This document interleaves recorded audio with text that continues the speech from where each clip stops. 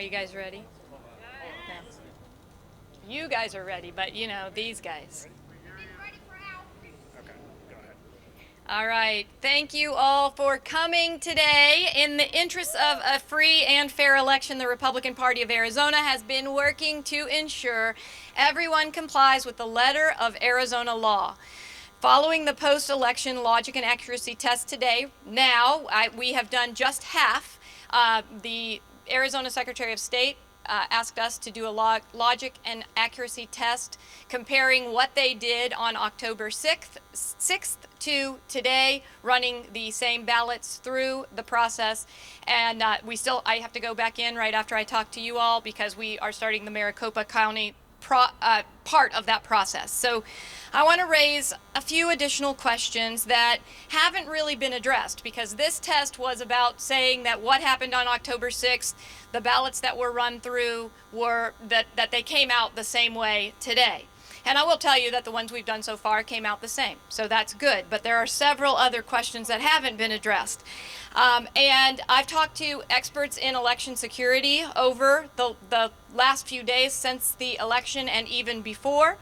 And I want to make sure that Arizonans have confidence in the integrity of our election process. And I think when these questions are answered, we are going to feel much, much better about election integrity. Honestly, this election isn't special. We would encourage the Board of Supervisors to seek out answers to each of these questions as they go to the heart of our election procedures and how this election was conducted. First and foremost, I don't know if that guy's compensating. Possibly. I think that the Maricopa, I want to just get my notes because I have some numbers here that I want to look at, so I want to make sure I have the right numbers. We want to have an election that we can have confidence in. That's what we want. And what we've seen on the ground for a long time doesn't match up with what we saw from the electoral process, and we've got to get to the bottom of it. This election is divided at the top of the ticket by 0.3% of the vote. 10,000 votes with over 3 million votes cast. So we have to make sure that every single vote that was legally cast was counted as the voter intended. And so we, as you all probably know, have a lawsuit from the Republican Party of Arizona that is asking for more of a hand audit of the election in Maricopa County in particular. We want more counted. The statute is clear. It says at least 2% of the precincts. Right now, the ballots have been counted on a voting center level, and not that many have actually been counted. So in Maricopa County, as I said, at least 2% of Election Day ballots. Now, they contest that. They say it's not really of ballots, because if it were of Election Day ballots, we would need a lot more to be counted. We also need 1% of the early ballots, or the absentee ballots, and there were quite a few of those. 1,915,487 ballots were cast early or absentee. And so that would mean 1% would be 19,155 ballots, but only 5,165 early ballots were actually counted in the hand count audit. I think it behooves everyone to count more to prove that these elections are accurate and can be verified. The same with Election Day ballots. I would love to know about any camera failures. Were there cameras at all times? Who has access to the USB or the drives that are used in the machines? Who programmed the machines?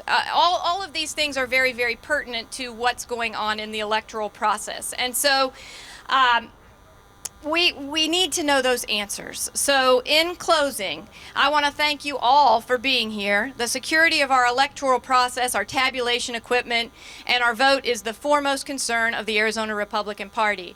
That's why we brought up the Don't Touch the Green Button lawsuit in the past, because many voters were disenfranchised potentially by having to push the green button. The green button is the override button. We saw it in action here. we have thousands of reports of people who were instructed by poll workers to push the button and just push their machine in. These machines are very accurate, and when they have a feature to override any stray marks, any extraneous marks on the ballot. They have a feature that if you overvote, if you vote for two candidates in a race where you only can vote for one, the machine spits the ballot back out. The problem is that election workers instructed voters to push the ballot back in and push the green button. When that happens, they didn't have a chance to correct a problem. If there were extraneous marks, then a two-person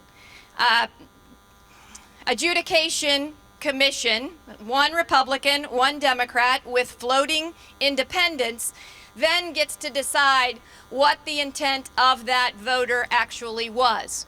We don't know how many of those ballots there were, but I was just told that over 100,000 ballots went through the electronic adjudication process. Some of those are because someone had a write-in vote, and those have to be adjudicated with a human eye. But others were stray marks, etc. So there are potentially 100,000 votes out there that could be questionable as to what the voter's intent was, and we've got to get to the bottom of it. So there have been these numerous concerns raised since Election Day about various facets of the electoral process. Our goal is to ensure that the process is not only free and fair, but also transparent. To attain that, we're also requesting a full hand audit of the election in Maricopa County, and for all the work Arizona puts into defending votes and the voting process from fraud, we would be remiss if we left any stone unturned in our efforts to reassure the citizens of Arizona of the integrity of these results. Thank you very much. I got to get back in there and watch the Maricopa vote. Thank you all. There is a press release from the Maricopa County Recorder's Office. I'll repeat that. There's a press release from the Maricopa County Recorder that they're handing out. So if you want to come over here, she'll be handing those out. Thank you.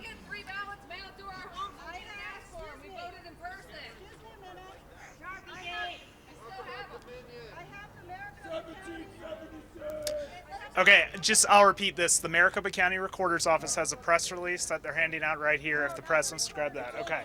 Maricopa Republican Committee.